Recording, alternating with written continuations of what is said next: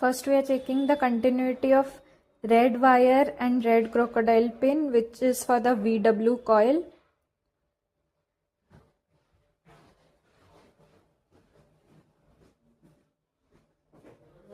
The red color wire is not showing any value on multimeter. For the red wire and red crocodile pin, we didn't get any resistance value from any pin or any sound. Now we are trying the red wire and yellow crocodile pin, which is for the thermistor, and we are getting the signal, sound and value from the pin number D. Now we are checking for the black wire and yellow crocodile pin, which is also for the thermistor, and we are getting sound and resistance in pin C.